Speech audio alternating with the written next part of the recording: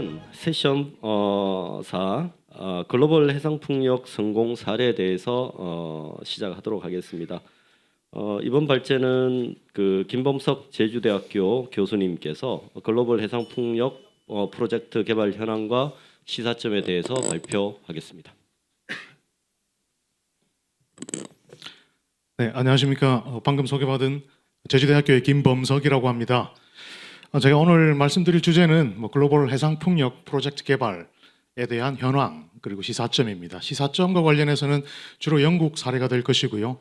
영국에서 집적화 단지 형태로 개발되고 있는 오스테드의 혼시 프로젝트 그리고 에퀴노르의 도그뱅크 프로젝트 이 두 가지를 사례로 한국의 해상풍력은 어떤 방식으로 가야 하는지에 대한 시사점을 말씀드리고자 합니다.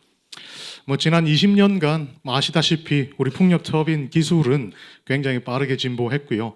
풍력 단지와 시장 규모의 대형화를 기술이 이끌어왔습니다. 그리고 기가와트급 해상 풍력 단지가 개발되는 시대가 열렸습니다. 그래서 터빈의 대형화가 시장의 확산을 이끌었고 시장이 확산되면서 LCOE가 떨어졌고 LCOE가 떨어지면서 이게 국가의 전략 산업이 되면서 지금 유럽을 중심으로 굉장히 많은 해상 풍력들이 개발되고 있습니다. 대형화 터빈 대형화 측면에서 봤을 때 육상 풍력 터빈 같은 경우에는 한 4.2메가와트에서 한 7.2메가와트 정도 되는 사이즈의 터빈들이 시장에서 가장 잘 팔리고 있고요. 해상 풍력 터빈 같은 경우는 10에서 한 16메가와트 정도 되는 사이즈의 터빈들이 가장 잘 팔리고 있습니다.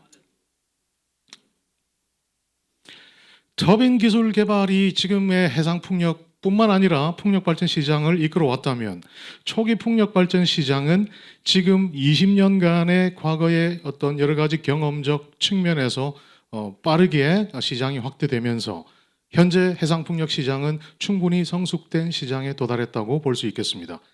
앞서 잠깐 말씀드렸던 시장이 창출되고 사이즈가 터빈이 대형화되고 터빈 대형화에 의해서 시장이 확산되면서 시장 확산만으로는 공급망이 제대로 갖춰지지 않은 상황에서 시장만 확 키웠을 때 오히려 LCOE가 증가했다라는 그런 경험들이 유럽을 통해서 시사점으로 우리가 생각할 만한 부분입니다. 그리고 공급망이 제대로 구축된 이후에 본격적인 LCOE 하락이 있었습니다. 그 다음부터는 냅둬도 그냥 굴러가는 그런 지금 상황이 현재 유럽의 상황이다라고 보시면 되겠습니다. 시간 관계상 여러 가지 현황을 소개해드리기는 좀 힘들겠지만 지금 세계 평균 해상 풍력 발전 원가가 킬로와트 아워당 100원 정도 수준이라면 한국의 해상 풍력 LCO의 평균 발전 원가는 280원에서 300원 사이에 들어와 있는 약 3배 정도의 차이. 이 차이를 우리는 시장 확대와 공급망 구축을 통해서 앞으로 빠르게 극복해 나가야 한다라는 결론에 도달할 수 있을 것 같습니다.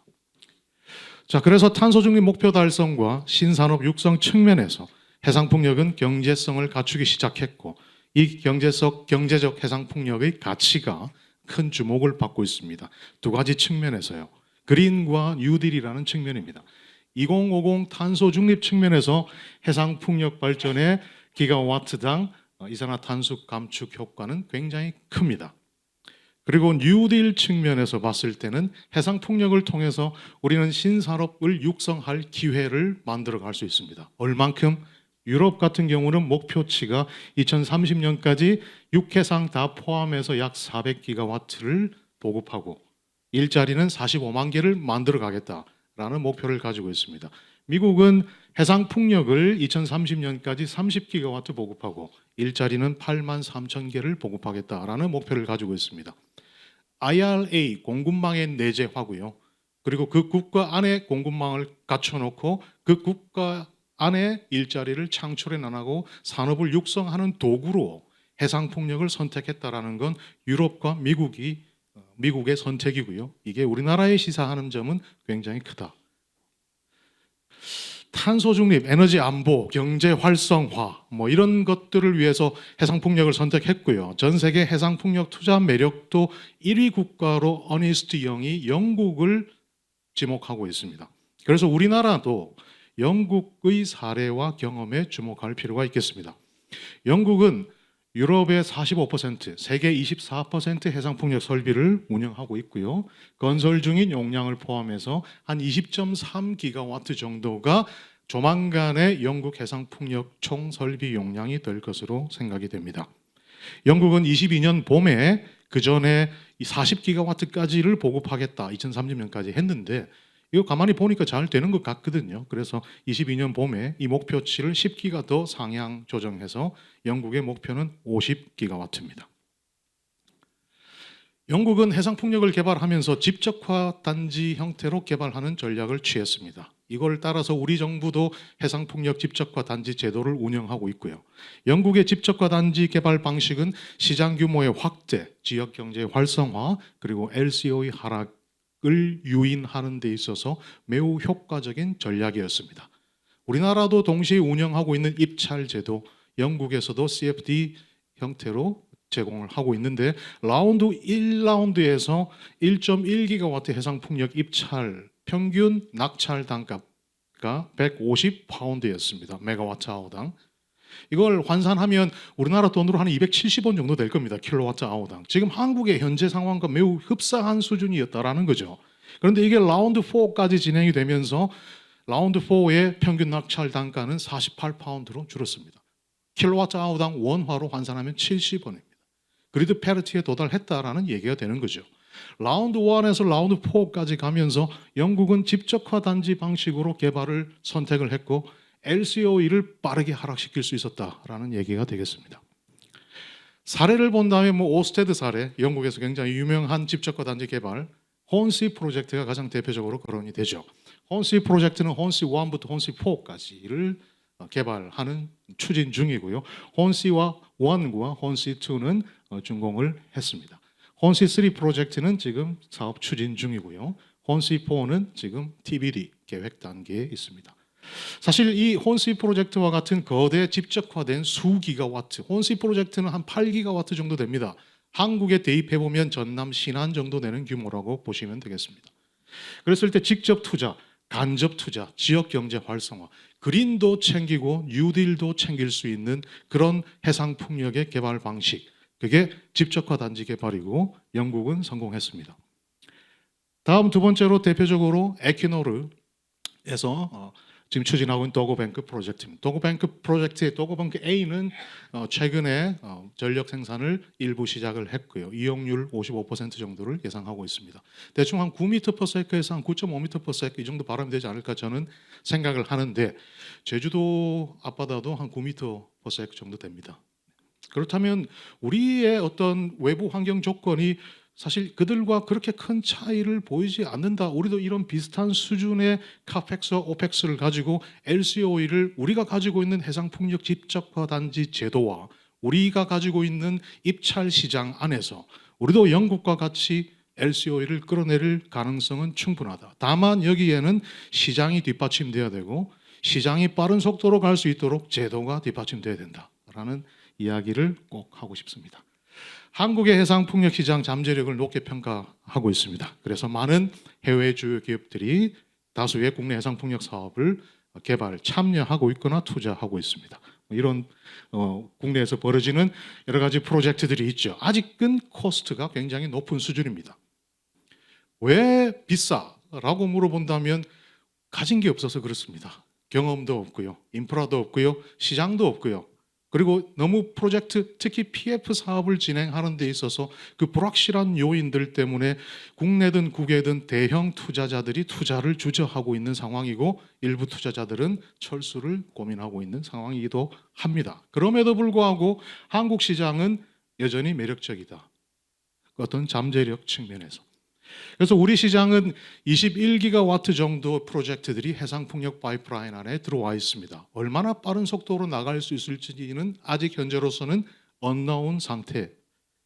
조만간 착공을 앞두고 있는 해상풍력 규모는 100메가와트 정도에 불과한 21기가가 파이프라인 안에 들어와 있는데 100메가가 조만간 착공을 앞두고 있습니다. 나머지 21기가는 어떻게 내보낼 것인가? 새로운 사이트를 발굴하는 노력보다는 파이프라인 안에 들어와 있는 21을 얼마나 빠른 속도로 내보내서 우리나라에 도움이 될 수 있는 방향으로 가져갈 것인가? 이 전략이 지금 필요하다라고 생각합니다. 해상풍력 프로젝트 지연 요인 4가지가 있습니다. 퍼미팅 스킴에 대한 복잡성, 그리고 주민 수용성, 그리고 서플라이 체인이 미성숙한 부분, 그리드 커넥션 이슈. 이 4가지 풀기 힘들지만 풀 수 없는 건 아니라고 생각합니다. In Europe today, every second 네, 그래서 뭐 제가 자료를 준비하다가 굉장히 마음에 와닿는 자료가 있어서 영상 자료가 있어서 마지막으로 소개를 하고 마칠까 합니다. 제목은 It's Time to Deliver. 윈드 유럽 2023년에 어떤 기조 동영상으로 발표가 됐던 자료입니다. 앞에 뭐 한 가지 제 개인적인 의견으로 한 가지 더 붙인다면 뭐 No more insight. It's time to deliver. 뭐 이렇게 이야기를 할 수 있을 것 같습니다. 인사이트는 우리도 이제 충분하게 받았습니다. 다 알고 있습니다. 우리말로 변환을 하자면 이제 됐고 좀 가자. 뭐 이런 느낌의 제목이지 않을까 생각합니다. 영상 보시면서 발표 마무리하겠습니다. in Europe today, every second counts. It's hard to believe how in such a short space of time so much has happened. A pandemic, war, an unprecedented energy crisis, not to mention the growing impacts of climate change. All of this has given even greater urgency now to the energy transition, and it's shown us that renewables are not just about climate change, they give us energy security and sovereignty. It's renewables that are going to bring down our energy bills. People now see we need more renewables ASAP, which means we've got to sort out now the things that are holding us back from building all these new wind farms that governments now want. So it's time to simplify the permitting. EU's got good new rules now on permitting, overriding public interest, all the permits decided in 2 years, even sooner for repowering. Governments have now got to implement this and digitalise their permitting processes. It's time to ramp up our supply chain, to get it back to growth. Our industrial capacity and infrastructure has got to match governments' new targets. It's time to make investments happen, to have stable rules in electricity markets, clear visibility on future auctions with big volumes and the right design. We've got to make Europe an attractive place again to invest in renewables. It's time to focus on the grid. There's no point building new wind farms if they're not connected to consumers. And it's time to electrify our transport, heating, and industrial processes. Now, all of this is going to require huge effort, of course, and collaboration between industry, government, NGOs, grid operators, energy consumers, and communities. It's all hands on deck. It's time to deliver. 네, 이상으로 발표를 마치겠습니다. 고맙습니다. 예, 교수님 고생하셨습니다. 나머지 4분 단상으로 올라오시면 될 것 같습니다. 예, 4번째 세션 글로벌 해상풍력 성공 사례 좌장은 재정철 한국에너지기술평가원 풍력 PD님께서 맡아보시겠습니다. 예, 반갑습니다. 발제는 아까 발표하신 김범석 제주대학교 교수님이십니다. 예, 반갑습니다. 토론 3분 소개드리겠습니다. 최우진 코리오 대표님이십니다. 김성은 에키노르 상무님이십니다. 네, 반갑습니다. 최원석 포스코 ENC 리더이십니다. 예, 반갑습니다. 예, 좌장님께 마이크 넘기도록 하겠습니다. 예, 세션 4의 토의를 시작하도록 하겠습니다. 이번 세션은 이제 해상풍력의 성공 사례입니다. 그래서 이제 제 좌우에 이제 해외 기업에서 2분이 오셨고 또 맨 오른쪽에는 이제 국내 기업이면서 또 이제 EPC사에서 또 오셨습니다. 근데 우리나라가 사실 보면은 이렇게 해외 사례를 지금 다루고 있지만은 사실 실패 사례를 갖고 있습니다. 바로 우리나라 10년 전에 있었죠. 바로 녹색 성장입니다. 여기 다 알고 계실 것 같은데 그때는 우리나라에 있던 조선 4사, 그러니까 빅4였던 조선 4사가 이제 해상풍력에 다 뛰어들겠다고 했었습니다. 뭐 현대중공업, 삼성중공업, STX, 대우조선해양 지금 다 철수했죠. 그리고 그 외에 이제 있던 뭐 효성중공업, 두산중공업 이런 기업들 중에서도 이제 지금 두산중공업 정도만 남은 상태입니다. 근데 그때는 왜 하다가 다 중단이 됐는가? 하면 이제 정권이 바뀌고 그러니까 정책이 바뀌고 그러면서 이제 해상풍력이 더 이상 진행이 못 된 겁니다. 그런데 지금 보니까 다시 또 이제 해상풍력이 최근에 다시 이제 붐을 일고 있는데 이것도 혹시나 10년 전처럼 다시 또 없어지진 않을까 하는 우려가 들기도 하지만은 이번에는 그렇진 않을 것 같습니다. 왜 그런가 하면은 10년 전에는 사실 뭐 탄소 중립이니 아니면은 뭐 기후 변화니 이게 중요한 게 아니라 녹색이라는 테마를 중심으로 한 성장, 그래서 새로운 이제 산업을 만들어 보자라는 거에 이제 중점이 있었는데 지금은 그런 게 아니라 외국에서 계속 이제 압박이 들어오고 해서 우리나라도 어쩔 수 없이 뭐 해상풍력이 됐든 아니면 태양광이 됐든 보급을 해야만 하는 상황이기 때문에 이거를 이제 뭐 정권이 바뀐다고 멈출 수가 없습니다. 그리고 여기에 더해서 지금 우리나라에 아리백 가입한 기업 벌써 25개나 됩니다. 이제 25개 중에는 전력 사용 1위인 기업 삼성전자죠. 그다음에 2위인 기업 SK 하이닉스, 4위인 기업 삼성 디스플레이 이런 기업들이 지금 다 아리백에 가입을 해 있습니다. 그러니까 이런 기업들이 결국에는 수출하려면은 어쩔 수 없이 어디선가 재생에너지를 공급받아야 하고 그렇게 받기에 가장 용이한 에너지원은 아무래도 해상풍력이 될 가능성이 높습니다.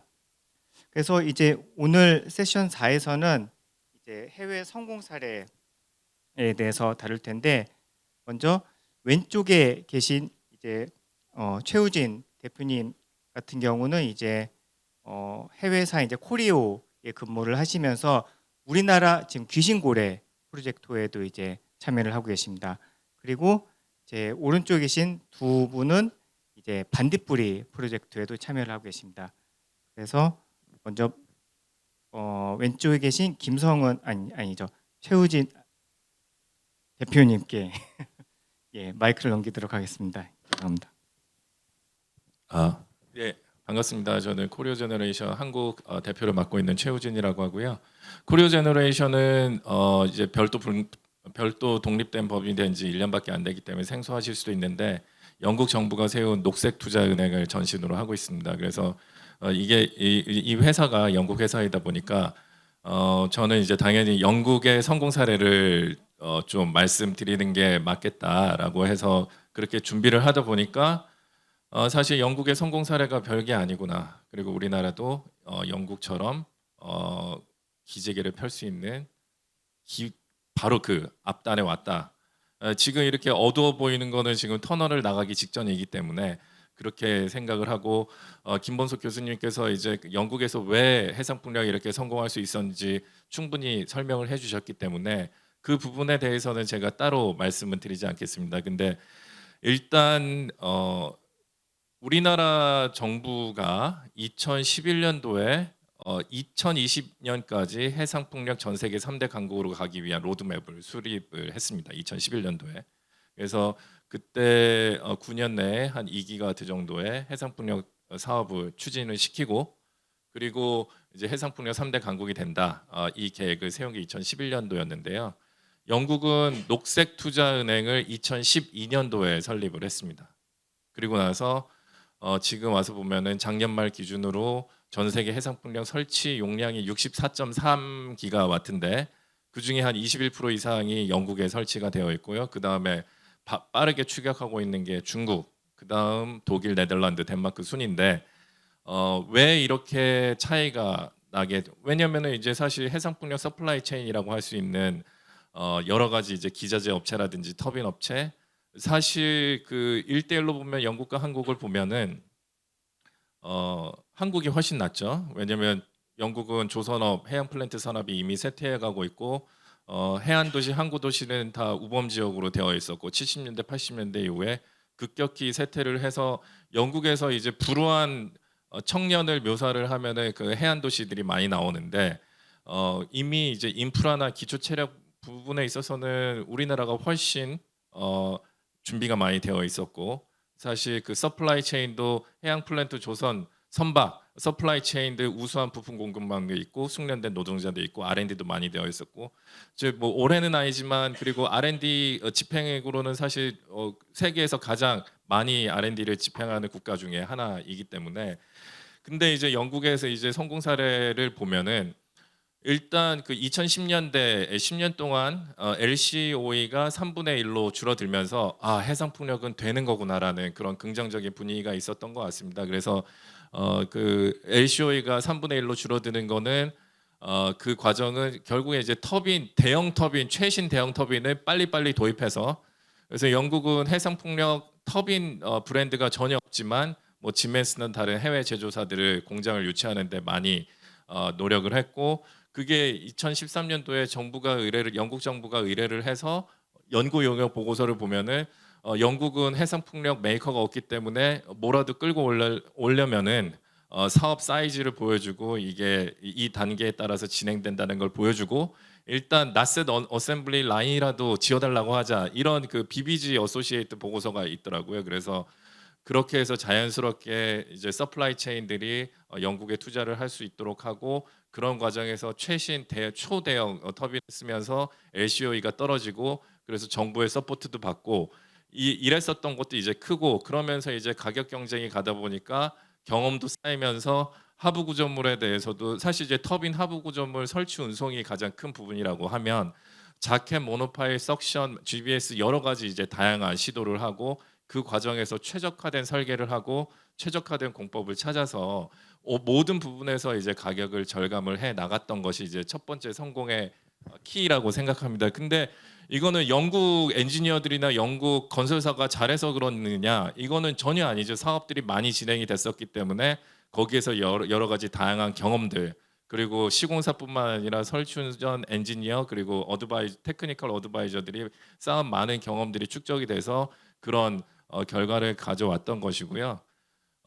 그리고 이제 두 번째는 이제 인허가 절차가 원래도 2000년대까지는 해상풍력 인허가도 영국도 굉장히 복잡하고 다단했는데 이것들을 통합을 해서 간소하게 인허가를 뭐 여전히 지금도 인허가 절차가 복잡하다고 그렇게 얘기를 하면서 컨센팅 기간을 1년 내로 줄여야 된다 이렇게 얘기도 보통 이제 입지 발굴부터 조사 인허가 완료까지 4년 정도를 생각을 하는데 우리나라 기준으로 보면 굉장히 빠른 건데 그것도 1년 내로 줄여야 된다라고 하고 있고 어쨌든 인허가제도 이제 간소화하는 것들이 이제 큰 역할을 했고요. 그리고 뭐 녹색투자은행을 설립을 해서 공적 자금을 투입한 그거는 이제 저희 그 전신인 녹색투자은행이기 때문에 뭐 그렇게 그 얘기를 하는 그 부분들도 있지만 어쨌든 그거보다 중요한 건 우리나라에서는 녹색투자은행이라는 거를 따로 설립을 할 수 있는 규제적인 또는 산업 금융적인 조건이 다르기 때문에 사실 그런 공적 자금 투입보다는 뭐 녹색투자은행도 결국에 2017년도에 민영화를 했듯이 결국 이거를 폭발적으로 확장을 하고 보급 확산을 하기 위해서는 사실 적극적인 민간 투자가 필요하다. 그래서 민간 투자라고 하면은 영국에서는 해외 개발사가 투자하는 거에 대해서 완전 개방을 했었기 때문에 그 과정에서 많은 혁신과 도전과 창의적인 그런 것들이 있었고 그런 과정에서도 영국의 자국 산업을 보호하기 위해서 여러 가지 뭐 프로그램도 만들고 했었는데 그런 그 해외 투자에 대해서 완전히 열린 자세로 받아들였던 것도 자금이 꾸준하게 개발 자금이라고 하면 굉장히 위험한 자본이지 않습니까? 그래서 이런 그 왜냐하면 실패하면은 그동안 들였던 수백억의 개발비가 그냥 썬큰이 되는 거기 때문에 그런 것들을 이제 해외 경험 있는 그 그런 개발사들이 할 수 있는 토양을 만들어줬던 게 이제 그 성공 요인이라고 할 수 있고요.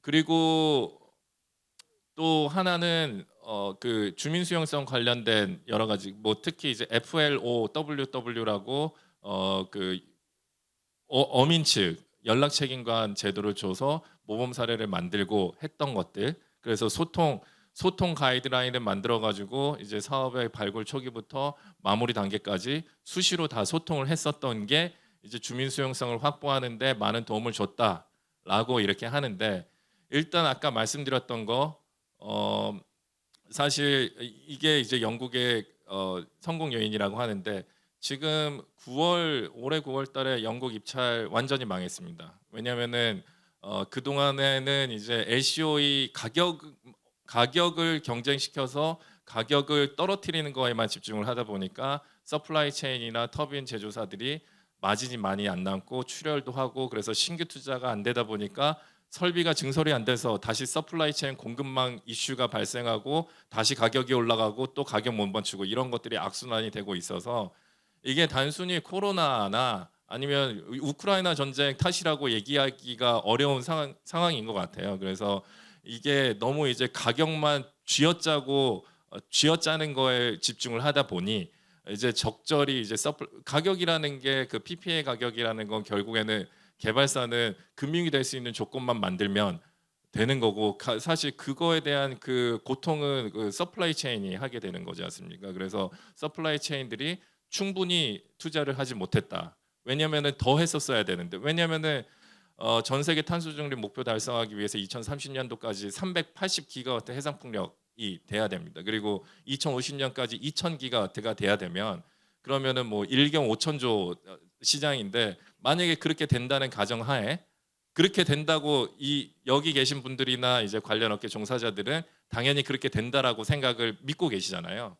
왜냐 그렇지 않으면은 우리는 멸종할 수 있으니까. 근데 그렇게 믿고 있음에도 불구하고 그렇게 믿고 있어서 이게 장기적으로 해상풍력 산업은 우상향한다라는 믿음이 있어도 그게 이익이 있고 그래야 서플라이 체인이나 야드 같은 데서 뭐 개발사가 투자하는 돈은 사실 서플라이 체인들이 투자하는 돈에 비하면 굉장히 작은 금액입니다. 그래서 조선소나 야드나 이런 제작사들이 설비를 증설할 수 있는 그런 그게 나와야 되는데 그게 좀 최근에 부족해서 지금 유럽이랑 그 영국 시장이 굉장히 고전을 면치 못하고 있다라는 거고 근데 이제 제가 말씀드리고 싶은 거는 이게 우리나라에는 기회다. 우리나라 서플라이 체인에게는 기회다. 왜냐하면 주식으로 치면은 계속 10배, 100배 성장하는 시장인데 지금 다행히 이런 공급망 이슈, 인플레이션 이슈로 인해서 잠깐 조정이 와서 우리가 마지막으로 막차를 탈 수 있는 기회가 지금 왔기 때문에 지금 기회는 유럽 개발사들, 유럽 서플라이 체인, 유럽 정부, 영국 정부에게는 아주 고통스러운 시절이지만 우리 기업들, 우리나라 그 제조사들, 조선소들에게는 마지막 기회가 될 수도 있다고 생각을 합니다. 그래서 이게 또 영국 해외 성공 사례라고 얘기하기에는 좀 근데 제가 영국에서 성공 사례라고 해도 저희가 뭐 원스톱숍도 논의하고 있고 이제 다른 여러 가지 정치적인 것들을 배제를 하면 사실 산업부에서도 주민 수용성 하기 위해서 가이드라인도 만들었고 제가 주민 수용성 가이드라인이 영국 정부에서 만든 가이드라인보다 못한 게 없는 것 같거든요. 그래서 그동안 업계에서 얘기했었던 명확한 가이드라인을 만들어야 된다. 그래서 나왔고 그리고 뭐 인허가 절차 간소화하기 위한 여러 가지 제안들이나 제도 변경이 있고 가장 중요한 거는 예측 가능성이 있어야 된다. 그래서 가격이 얼마인지를 확보를 해놔야 된다. 그래서 고정가 입찰도 작년부터 해서 올해도 나왔고 이제 매년 나올 예정이라고 하기 때문에 이런 세 가지 요소가 영국에서 해상풍력 산업이 발전했었던 요소인데 이제는 갖춰진 거라고 저는 확신합니다. 그래서 내년에 이런 토론을 할 때는 훨씬 다른 시장 분위기에서 토론을 할 수 있을 거라고 믿고 있습니다. 예, 최우진 대표님께서 참 많은 내용을 말씀해 주셨는데 요약을 하자면은 지난 한 10년간 영국 해상풍력 LCOE가 한 3분의 1 정도로 낮아졌는데 거기에 이제 주요 원인 이유로는 이제 뭐 그동안의 경험을 습득하면서 기술이 쌓인 것도 있고 또는 이제 그 PF가 잘 이루어진 것도 있고 또 정부의 인허가 간소화되는 것 또는 주민 수용성 확보가 용이했던 것 이런 여러 가지 요인이 있었습니다. 그리고 저는 영국은 뭐 그냥 다 잘 됐구나라고만 생각을 했었는데 최신 소식을 보니까 최근엔 또 이제 공급망 이슈를 겪고 있고 이게 또 새로운 시각으로 보면은 우리나라 기업의 기회가 될 수도 있구나 이런 새로운 시각을 또 제시를 해주셔서 감사합니다. 예, 그 다음은 이제 제 오른쪽에 계신 이제 에키노르의 김성은 위원님께서 좀 발표 부탁드립니다. 반갑습니다. 에키노르에서 사업 개발을 맡고 있는 김성은 상무입니다. 에키노르는 노르웨이 국영 기업인데 에키노르가 영국에서 도고뱅크 아까 김범석 교수님께서 말씀하신 도고뱅크 3.6기가 세계 최대의 풍력 단지를 설치했고 그다음에 이제 운영을 앞두고 있기 때문에 영국을 기준으로 좀 사례를 좀 말씀드리도록 하겠습니다. 뭐 최우진 대표님께서 좀 말씀을 하셔서 가지고 좀 중복되는 부분들도 좀 있어서 먼저 간단하게 몇 가지 사항만 좀 같이 공유를 하도록 하겠습니다. 영국에서 해상 풍력 단지가 첫 준공된 거는 2004년도고 그 규모는 약 60메가와트입니다. 저희하고 거의 흡사하다고 보시면 될 것 같습니다. 2004년도에 영국도 60메가와트 해상 풍력을 첫 완공하였고 2010년부터 100메가와트 이상의 해상 풍력 단지가 준공되었습니다.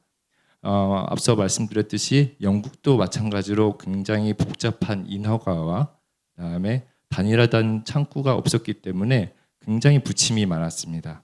그래서 영국 정부에서는 2008년도에 계획 수립법이라는 법을 도입을 하였고 단일화된 창구 원스톱샵이죠. 단일화된 창구와 명확한 가이드라인을 제시했습니다. 즉 영국 정부는 나중에 뒤에 가서도 잠깐 말씀드리겠지만 공급망이 제대로 형성되어 있지 않은 상황이 좀 부딪혔기 때문에 가장 유사한 생산 유발 계수가 비슷하고 가장 산업 경제적으로 파급 효과가 비슷한 걸 봤을 때 해상 풍력이라고 봤습니다. 그래서 해상 풍력을 제대로 도입하기 위해서 정부 주도로 정책을 설계했습니다. 그렇기 때문에 지금에 이르러서 영국은 현재 13기가와트의 해상 풍력을 운영하고 있고요. 아까 교수님 자료에 보시면 아시다시피 원래 초기 2030년까지 40기가와트의 설치 목표를 50기가로 상향 조정을 하였습니다. 이를 통해서 저희가 좀 몇 가지를 좀 짚어볼 필요가 있을 것 같습니다. 최우진 대표님께서 말씀하셨듯이 거의 일맥상통하게 저희가 지금 정책들이 좀 부침은 있지만 어느 정도 큰 틀은 그 영국과 비슷하게 가고 있지 않나라는 생각은 하고 있습니다. 일단 먼저 그 인허가 부분들을 말씀을 드리면 아시다시피 저희 인허가는 한 29개의 인허가를 거쳐야 되고요. 여기에만 연관된 기관만 해도 7개의 기관이 있습니다. 기관 간의 이해 충돌이 있기 때문에 저희 사업자 입장에서는 굉장히 어려움을 많이 겪고 있습니다. 영국도 마찬가지로 그런 부분이 있었기 때문에 계획 수립법을 통해서 단일화된 창구를 통해서 명확한 가이드라인을 제시하였고 인허가에 대한 속도를 좀 내기 시작했습니다. 다음으로는 주민 수용성을 줄 수 있습니다. 이 부분은 조금 다 저는 이제 앞에 말씀 주셨던 최우진 대표님하고 조금 다른 생각인데 사업 개발에 있어서 가장 저희가 힘든 부분 중에 하나는 주민 수용성 부분입니다. 정부에서 지금 가이드라인을 어느 정도 마련했다고 하나 아직까지도 그 가이드라인에 대해서 여러 의견들이 좀 있는 걸로 알고 있고요. 특히 앞단의 사업 개발 입장에서는 굉장히 어려움이 있습니다. 즉 사업자가 임의대로 이해관계자를 설정을 하거나 아니면 그 반대로 어떤 특정 지역의 어민들이나 주민들이 이해관계자로 사업자한테 접근하는 상황들이 굉장히 비일비재합니다. 영국도 마찬가지였습니다. 영국도 마찬가지였고 2008년도 계획수립법과 동시에 계획조사관 기구를 두었습니다. 계획조사관 기구를 두어서 그 입지 선정 초기부터 여기에 관련된 이해관계자, 주민들, 어민들한테 의견 수렴을 받았습니다. 그 해당 이해관계자들은 입증을 해야 됐고요. 그 입증된 이해관계자들만이 그 주민 수용성을 위해서 의견 수렴 절차를 같이 협의할 수 있는 대상으로 선정되었습니다.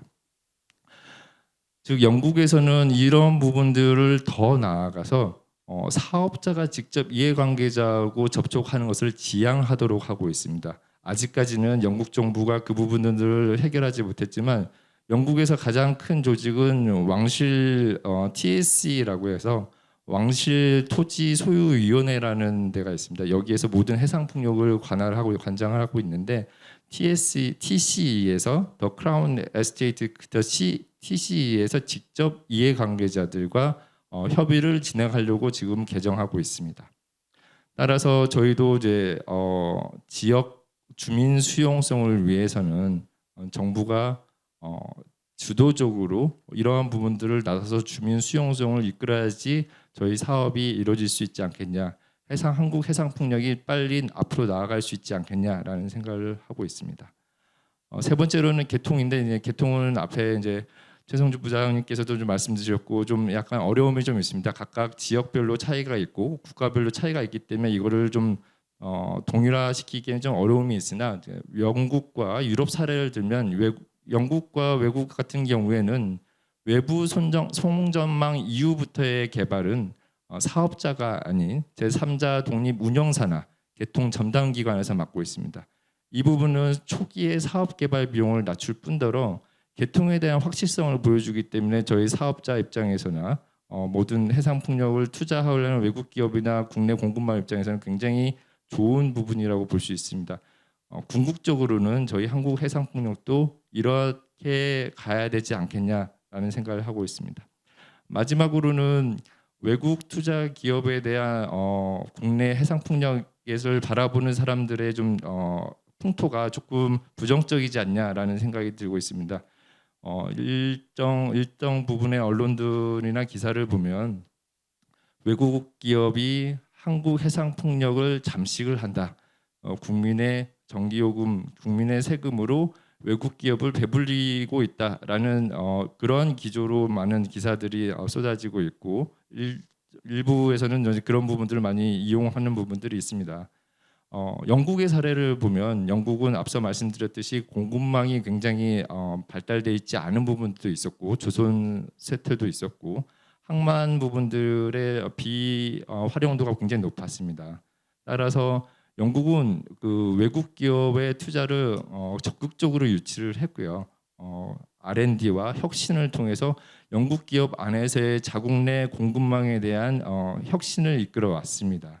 따라서 지멘스 아까 최 대표님께서 말씀하셨던 지멘스가 대규모 공장 단지를 영국에도 건설을 해서 진행을 하고 있고 많은 여러 공급망 업체들이 영국으로 이전을 해서 국내 산업의 공급망 기여에 하도록 하고 있습니다. 이런 부분들이 결국에는 발전 단가의 하락으로 이루어지게 되고 있고요. 또 사업자는 그런 부분으로 인해서 다시 투자를 하게 되는 선순환으로 이끌어가고 있습니다. 마지막으로 말씀드리면 이런 종합적인 것들을 봤을 때 저희하고 영국하고의 차이는 15년 정도 차이가 있는 것 같습니다.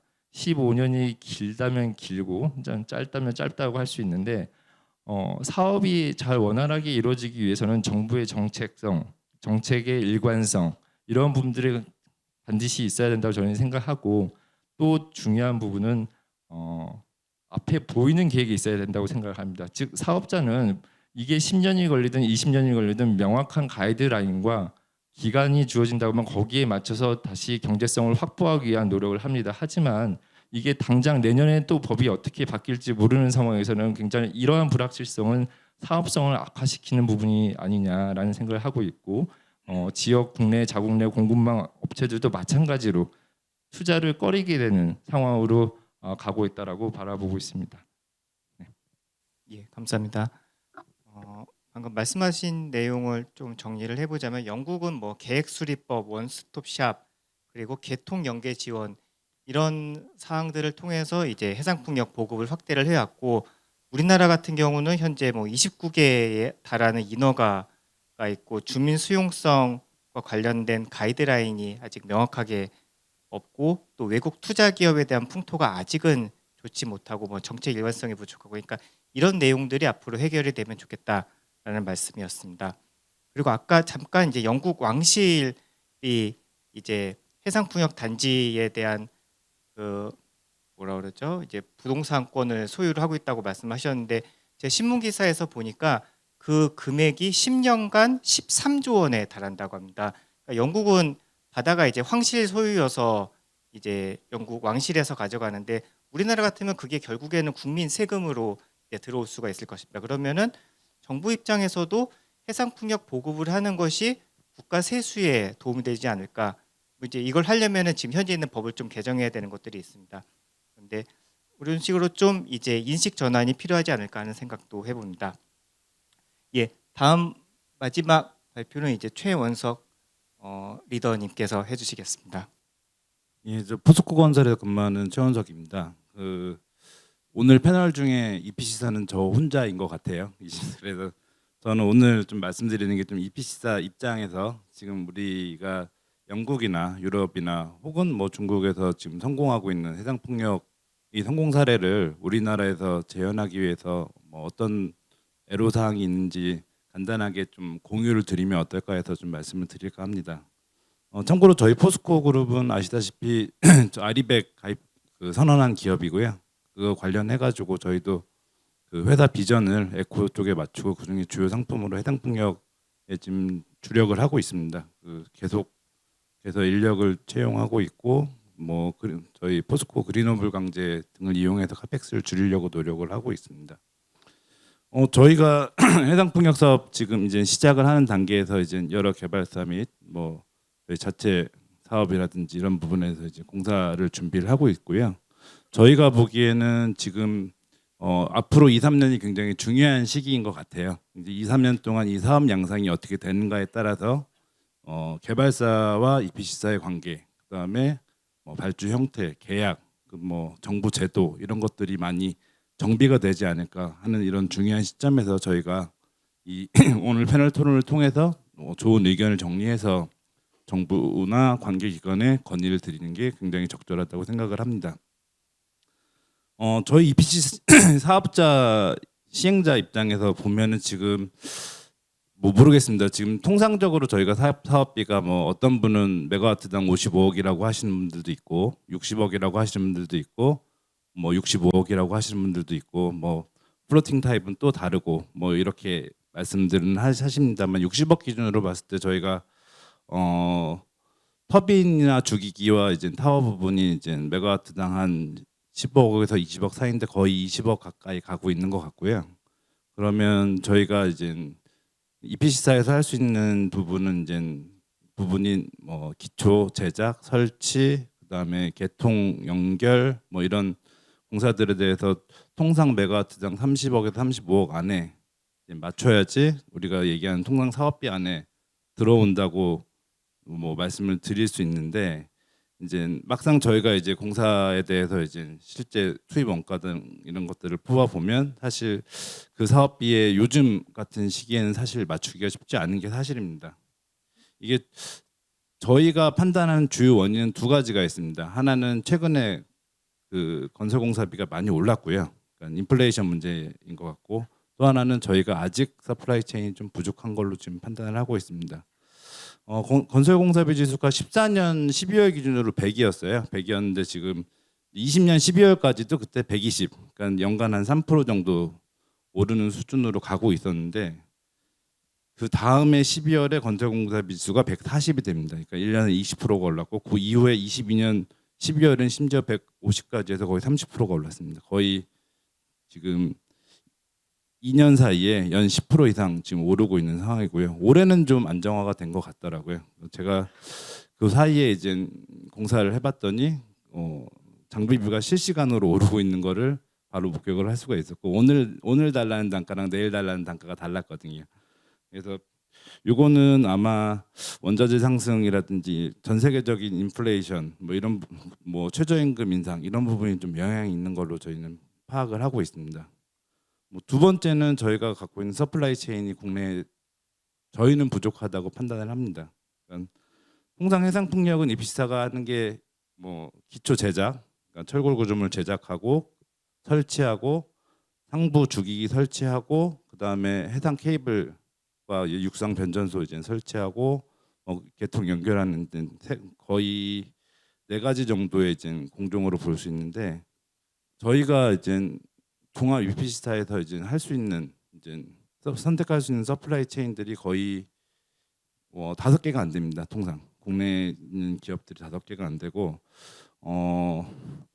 저희가 얼마 전에 이제 저희가 이제 해상 풍력 기초 구조물이 보통 자켓 구조물 저희 국내에서 많이 쓰는데 해상 풍력은 아니고요. 광양에서 저희가 LNG 터미널 하면서 자켓 제작 관련해서 입찰 한번 본 적이 있는데 저희가 선택할 수 있는 회사가 2개뿐이더라고요.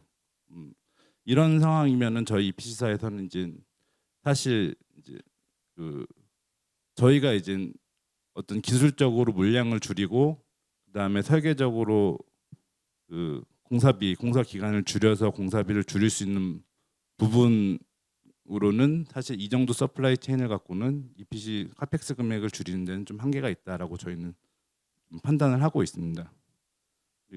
그리고 뭐 해당 구점을 설치하는 이제 하부 구점을 설치하는 업체들은 실제로 이제 장비를 보유하고 있는 업체는 한두 개 업체밖에 없고 대부분 용선을 통해서 일을 하다 보니까 전체적인 장비 시장도 부족한 상황입니다. 저희 아시다시피 저희 윈티브가 이제 국내에는 지금 현대건설, 현대스틸에서 갖고 있는 한 대 8메가짜리 설치할 수 있는 한 대밖에 없고 지금 지금 환평이 완료된 사업들은 대부분 10메가가 넘어가는 15메가에서 20메가 사이에 이제 터빈들이 설치되고 있는데 그 선박들을 지금 구하려면 뭐 유럽으로 가거나 중국으로 가야 되는 상황이고요.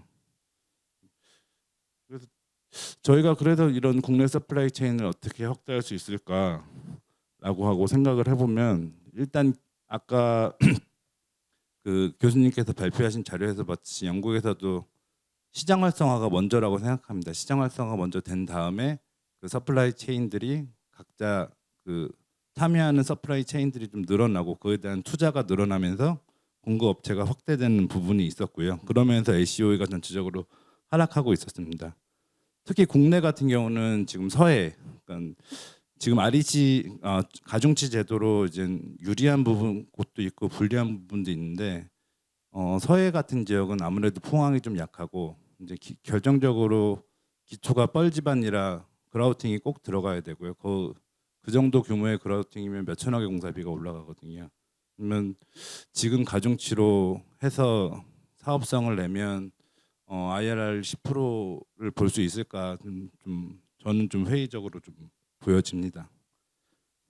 그럼에도 불구하고 저희가 해상 풍력을 안 할 수는 없고요. 저희가 그 지금 작년 기준으로 저희가 해상 풍력으로 0.3 테라와트시 정도를 1년에 공급했는데 36년까지 제가 알기로는 한 68 테라와트시 정도를 공급을 해야 되고 뭐 저희 그룹사 자체도 저희 그 포스코 인터내셔널에서 지금 하고 있는 LNG 발전소랑 석탄 화력 발전소의 그 RPS와 그 저희 퓨처엠과 포스코에서 지금 필요한 아리백을 위한 공급 인증서 기준으로 뭐 해상 풍력 기준으로 저희가 보유해야 되는 게 한 4기가와트쯤 됩니다. 아니면 저희가 사와야 되는 상황이고요.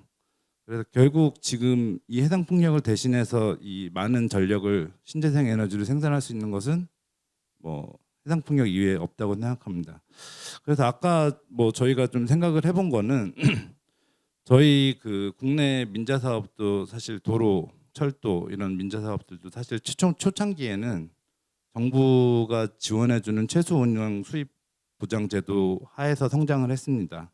그러다 그 이후에 MRG라고 부르죠. MRG가 이제 과도한 수입이 사업자들에게 부여된다라고 해서 폐지가 됐고 다시 또 사업자들이 또 그로 인해서 이제 적자에 시달리다 보니 지금은 이제 어느 정도 제도가 사업자와 정부가 리스크를 쉐어링하는 식으로 지금 가고 있습니다. 그러면서 시장은 많이 안정화가 됐고 초창기에는 이 건설 그 민자 사업이 건설사들 위주로 이제 투자가 되고 그렇게 진행이 되다가 지금은 활성화가 되면서 FI들이 직접 투자하는 형태의 그런 사업들도 많이 개발이 되고 있습니다.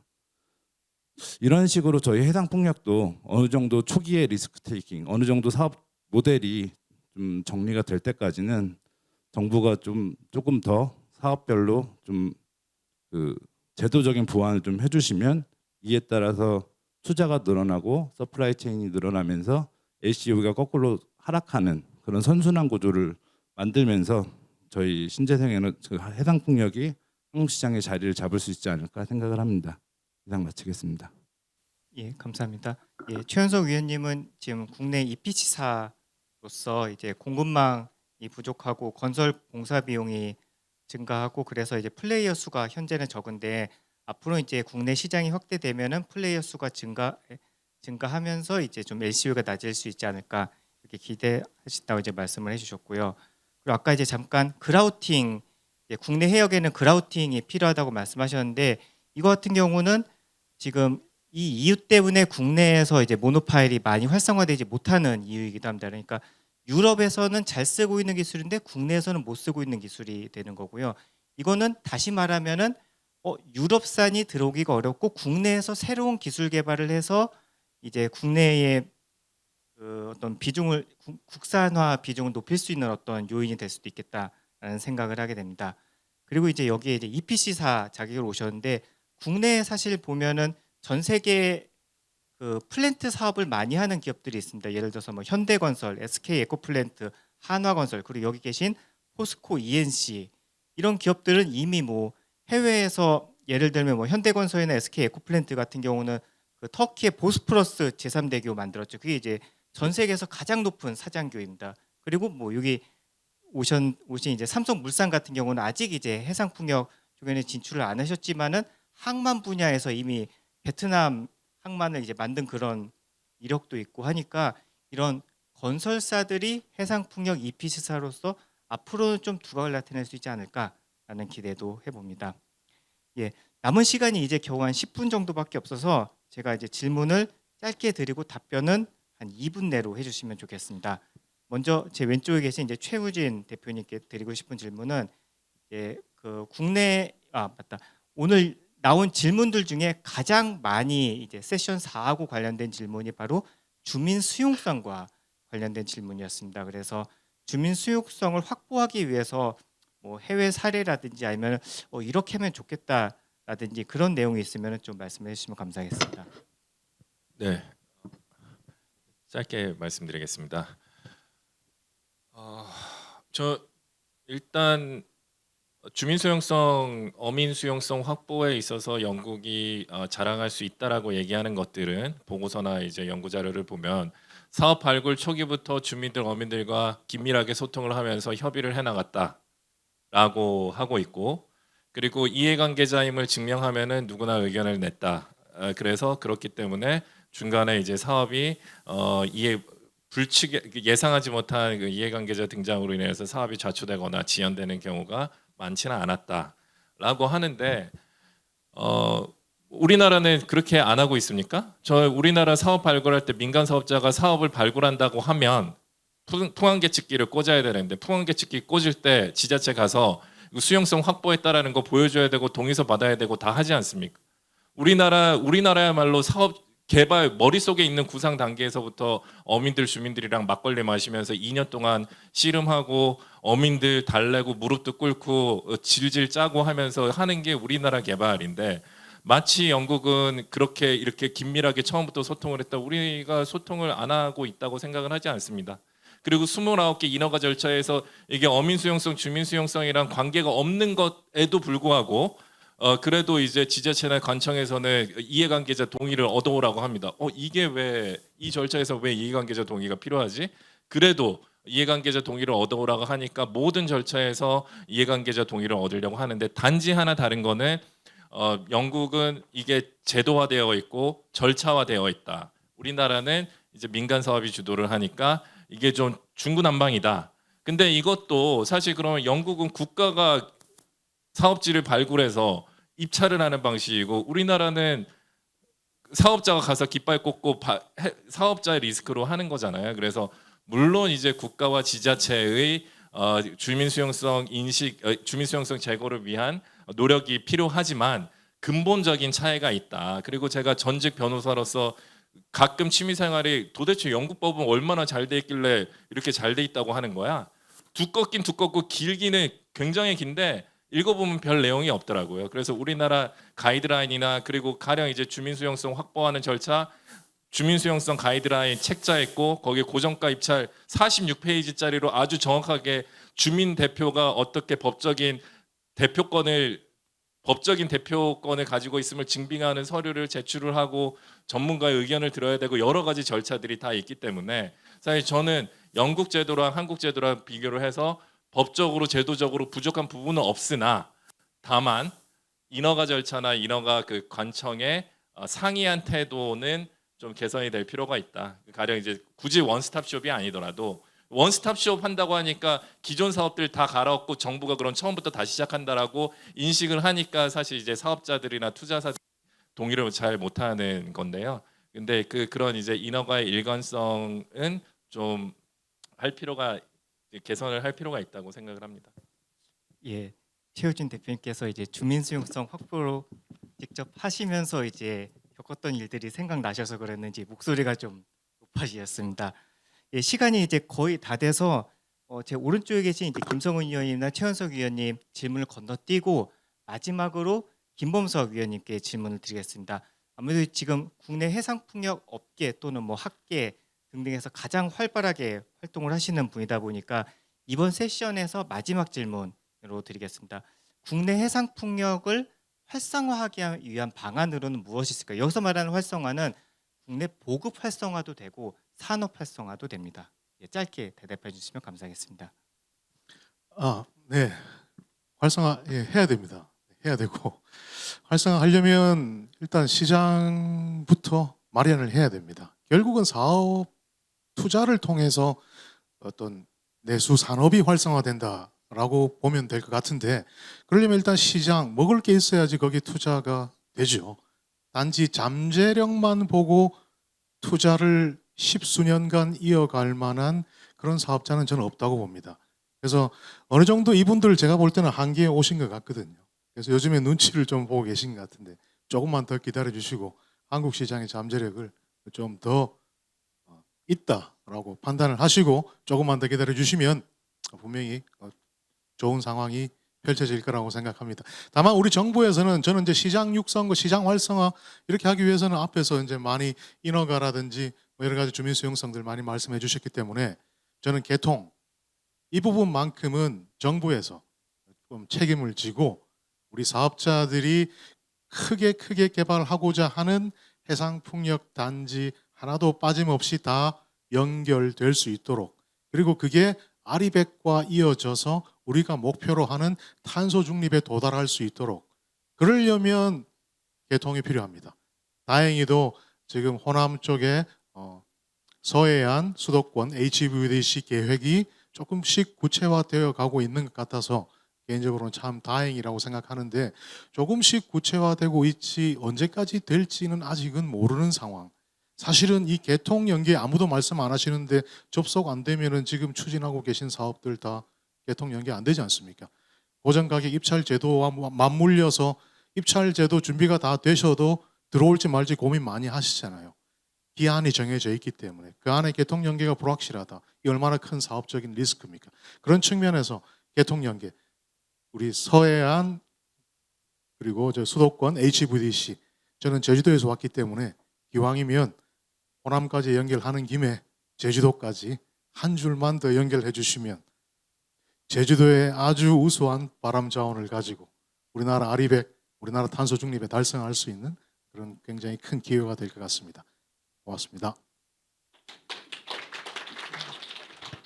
예, 이제 김호석 위원님께서 마지막으로 그래도 이제 희망의 말씀을 해주셔가지고 감사드리면서 이렇게 해서 세션 4를 마치도록 하겠습니다. 예, 감사합니다. 예, 5분께 감사드립니다.